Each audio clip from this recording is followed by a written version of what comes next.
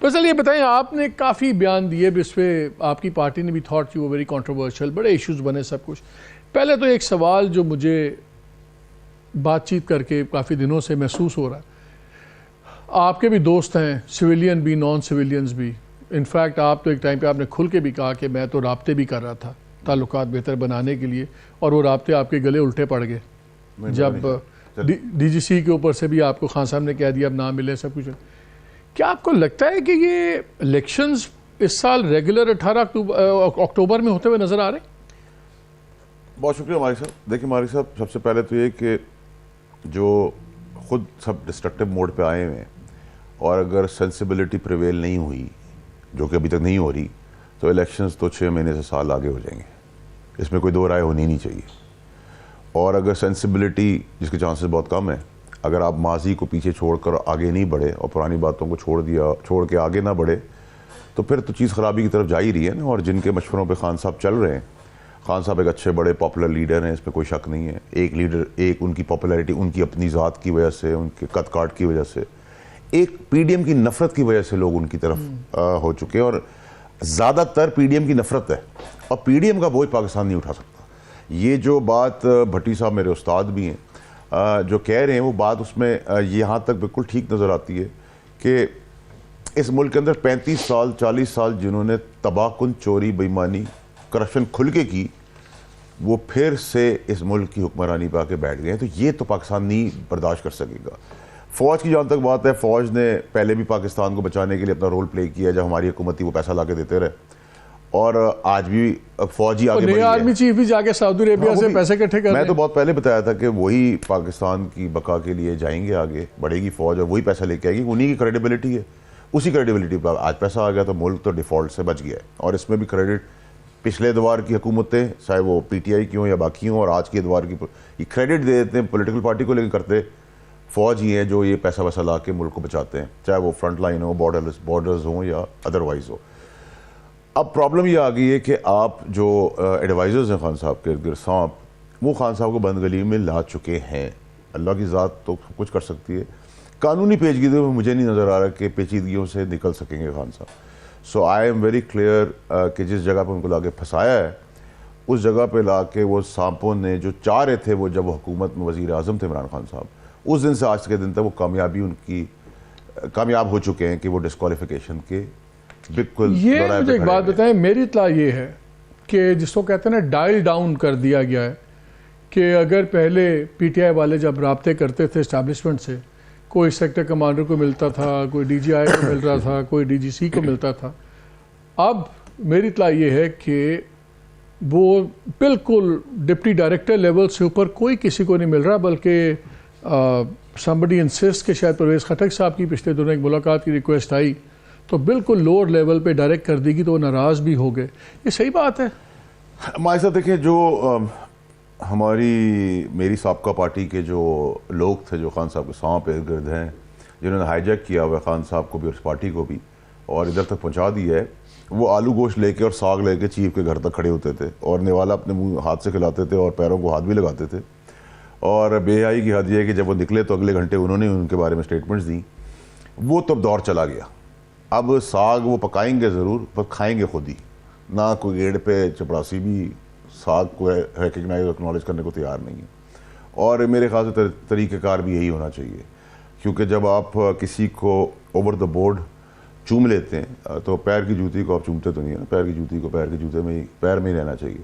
اور انہی لوگوں کی اس ڈھٹائی اور بدماشی کی وجہ سے، سانپوں کی، خان صاحب کی مس انڈرسٹینڈنگ کرا کے پاکستان کو ایک نقصان پہنچائے گا. ایک لیڈر لیفٹ پہ آ گیا ہے، دوسری طرف ہم اداروں کو بھی برا بلا کہہ رہے ہیں، اور جو کان میں آگے خان صاحب کو کہتے ہیں باتیں وہ خان صاحب کر بیٹھتے ہیں.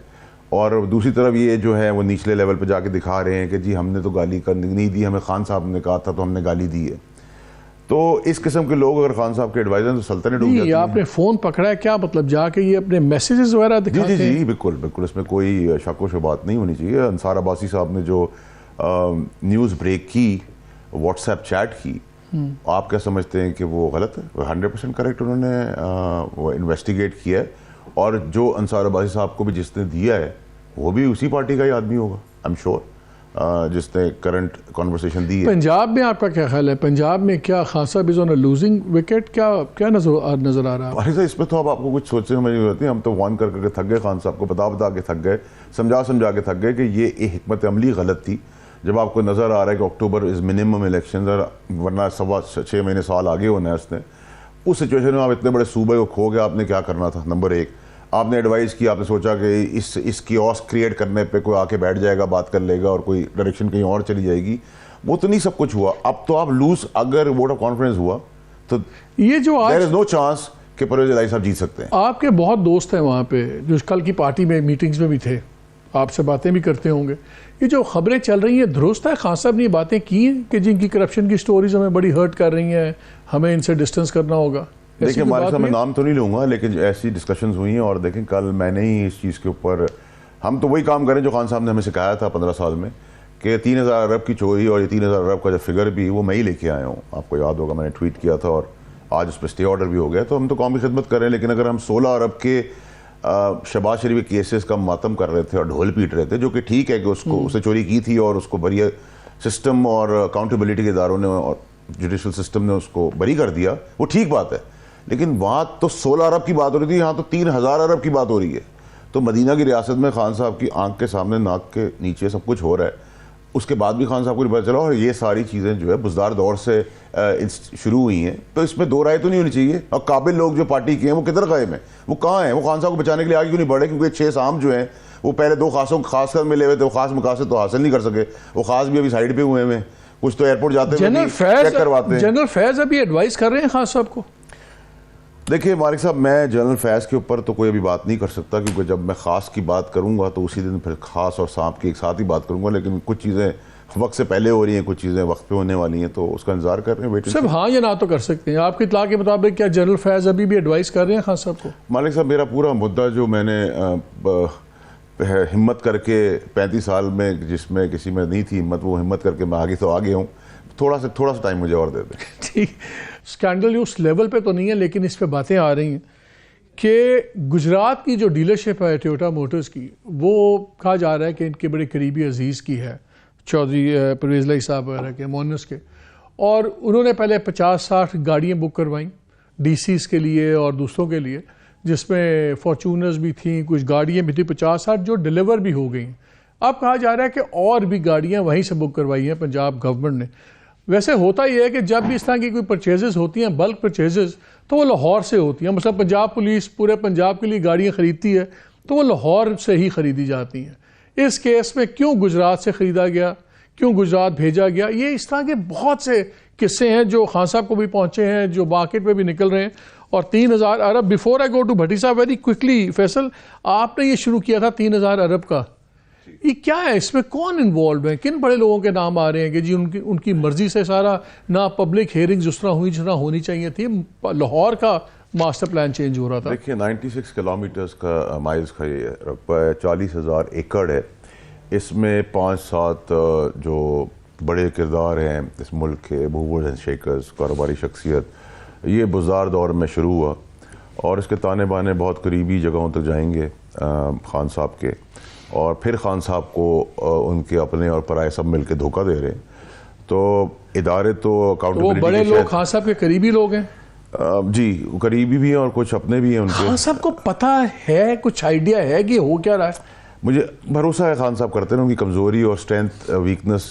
ویسے اپنے منہ سے بھی کہتے ہیں میں لوگوں کا بڑا برا, میں جج اچھا نہیں. بھروسہ ان لوگوں پہ کر رہے ہیں جو ان کو گڑھے میں اتار چکے ہیں. اور بہت افسوسناک بات ہے کہ ایک اچھا انسان, ایک اچھا پاپولر لیڈر, جس کا جو ملک کو آگے لے جانا چاہتا تھا, وہ اپنی سیاست کا بھی نقصان کر رہا ہے, ملک کا بھی نقصان ہو رہا ہے کہ ایک لیڈر سے آپ محروم ہو رہے ہیں سیاسی طور پر.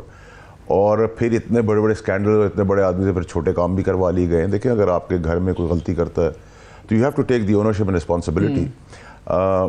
تو خان صاحب ایسی سچویشن میں ہی پھنس گئے ہیں جہاں ان کو خود رسپانسبلٹی لینی پڑی. لیکن صرف سوال اب یہ ہوتا ہے کہ خان صاحب ایک دفعہ غلطی ہو سکتی ہے, کسی سے 2 دفعہ ہو سکتی ہے, 10 دفعہ تو نہیں ہو سکتی.